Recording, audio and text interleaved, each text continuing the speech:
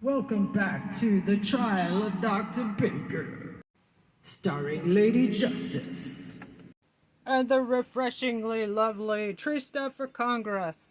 In part 1, we turned Detective Noon into a jellyfish for involuntary commitment and called on the judge to sanction prosecutors for false reporting and animal cruelty, seizing unnecessarily and unlawfully almost 200 perfectly healthy animals, prize-winning flock of Simanis, a rare exotic chicken worth $5,000 apiece, as well as service mini chickens. And worst of all, Dr. Baker, service dog extraordinaire. I want to go home. Ding, ding, ding, ding, ding, ding, ding, ding. Welcome back to part 2. Miss Skinner, you were on my property about 10 to 15 minutes, correct? And the last time you had been there was years earlier, isn't that true? You told authorities Hank's intestines were hanging out, didn't you? But isn't it true the veterinarian noted it was a dermal mass? You told authorities Hank was full of maggots, correct? Yet the official report shows only one botfly larva, isn't that right? You are not a veterinarian, are you? And you never personally examined Hank's wound under medical conditions, did you? Did the veterinarian run cancer or valley fever tests? No, you knew those take at least a week, right? Hank was only in the clinic for about 90 minutes, wasn't he? Yet you told me in a text he had cancer and only days to live, didn't you? That wasn't true, was it? Yet you told me in a text he had cancer and only days to live, didn't you? That wasn't true, was it? When I asked you for a second opinion, you refused, correct? When I asked for antibiotics and to take Hank home, you refused, correct? You told police I relinquished Hank to you, correct? But you know legally it takes about a week for relinquishment, right? And you had him only for hours, not days. Isn't it true that your aunt, calling from Phoenix, urged you to report me because she was upset, even though she hadn't been on my property for years? So your report was exaggerated and false, wasn't it? And you understand that putting down a service dog without the owner's consent violates ARS 132910, correct?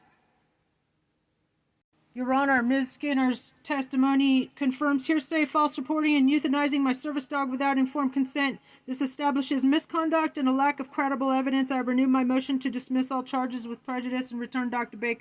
I want to go home. Dr. Russo, you are a veterinarian at VCA, correct? Despite knowing I was the legal owner, you made no attempt to contact me directly before making any medical or custodial decision about Hank, did you? Isn't it true that under Arizona law, a veterinarian is required to consult a legal owner when identifiable before transferring, euthanizing, or altering custody of an animal? You relied solely on Zoe Skinner's statement that I had relinquished Hank, correct? And you did not verify that claim with me, the registered owner, did you? You are aware that Zoe had custody of Hank for only about an hour and a half, isn't that right? You would agree that relinquishment generally requires paperwork and more than a short custody transfer, correct? You are aware that by law, vets must make good faith effort to contact the owner listed on the microchip? Are you aware I asked but was not told where Hank was taken? And that I asked for a second opinion? You diagnosed Hank with having maggots, correct? In fact, you removed a single larva, yes? Isn't it true that a reasonable veterinarian should be able to distinguish between a botfly larva and a maggot infestation? You know that botfly larvae are singular while maggots are hatched in clusters of 150 to 200 eggs, isn't that correct? 2 weeks later, after Detective Noon contacted you on or about September 15th, you then provided statements suggesting criminal neglect, correct? Did you tell Detective Noon he had valley fever? Based on what evidence, since he was only in your custody for an hour and a half? Did you tell Detective Noon that Hank was full of maggots? Did you tell Detective Noon that his intestines were hanging out? At the time you examined Hank, you did not file a neglect or cruelty report against me, correct? Isn't it true that you only considered this a criminal matter after Detective Noon solicited your input? Did Dr. Henke come in a cone? And doesn't that suggest that I had done everything I could in my power to help him heal? Your Honor, I am moving the court to request immediate dismissal and return of my service dog, Dr. Baker, based on false reporting by Detective Noon, an exaggeration about Hanky's condition.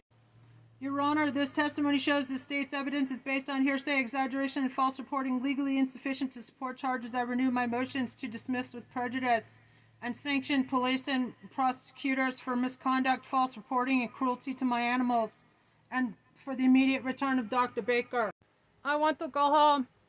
Defense rests. I make a motion for judgment of acquittal. Rule 20 motion. Your Honor, pursuant to Rule 20, I move for judgment of acquittal. The state has failed to prove an actual crime occurred of my arranging to take my Dr. Hanky service dog to a second vet.